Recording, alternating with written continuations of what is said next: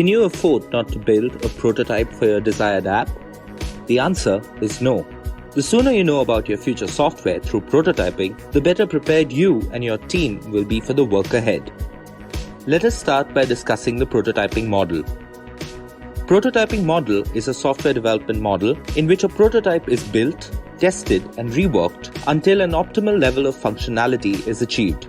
It also creates a foundation on which the final system or software is based. Software prototyping works best in scenarios when the project's requirements are not known in detail. It is an iterative, trial and error method which takes place between the developer and the client. Now let's discuss the types of prototyping models. Number 1. Rapid Throwaway Prototype. Rapid Throwaway is based on the preliminary requirements. It is quickly developed to show how the requirement will look visually. The customer's feedback helps drive changes to the requirement, and the prototype is again created until the requirement is achieved.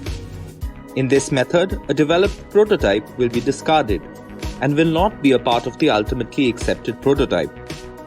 This technique is useful for exploring ideas and getting instant feedback for customer requirements. Number 2. Evolutionary Prototyping. Here the prototype developed is incrementally refined based on the customer's feedback until it is finally accepted. It helps you save time as well as effort. That's because developing a prototype from scratch for every interaction of the process can sometimes be very frustrating.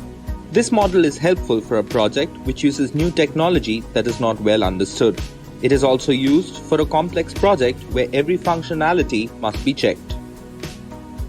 Number 3. Incremental Prototyping.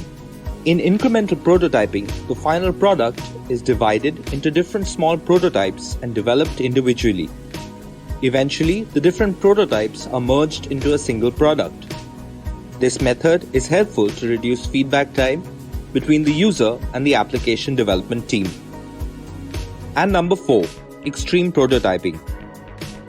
The extreme prototyping method is mostly used for web development. It consists of 3 sequential phases. The basic prototype with all the existing pages in HTML format, simulated data processes using a prototype service layer, service implementation and integration into the final prototype. So there you have it, the 4 types of software prototyping. But deploying prototyping to your software development initiative can prove difficult if not facilitated by the right tech partner. Don't fret, we have your back. We are RadixWeb, your software development and prototyping partner.